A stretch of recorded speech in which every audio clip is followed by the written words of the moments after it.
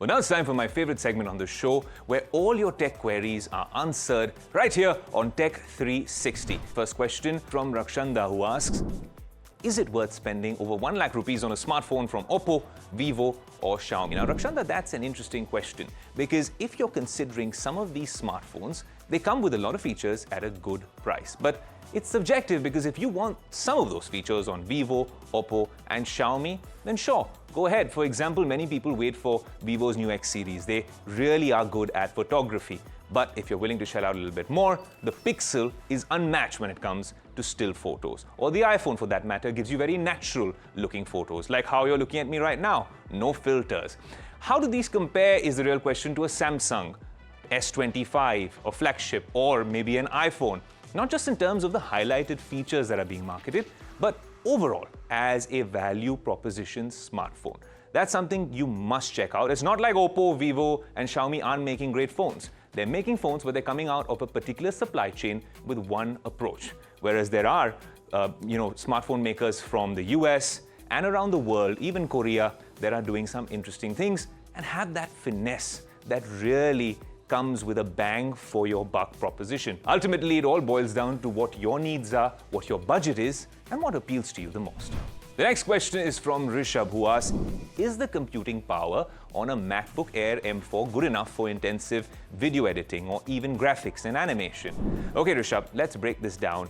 If you really split the users into 3 categories, the answer becomes very simple. Consumers get the MacBook Air M4.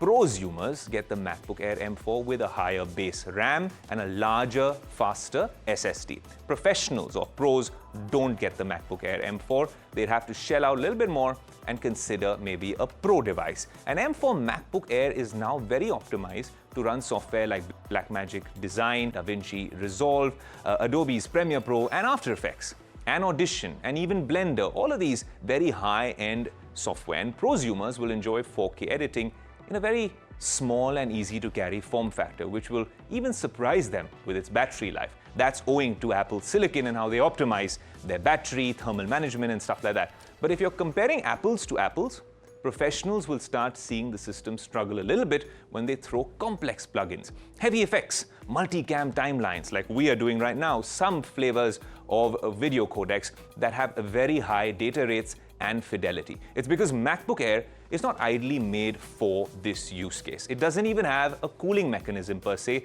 to help with thermal throttling. A MacBook Pro will come with a better screen, with better capabilities for color correction, better speakers for better audio workflows, more I/O slots for connecting peripherals, faster memory, faster SSD, cooling systems, basically the works. And so the MacBook Air M4 or any of the MacBook Air lineup is still a highly capable machine, just not for a highly optimized experience, for incredibly demanding tasks like high-end video editing and graphics applications.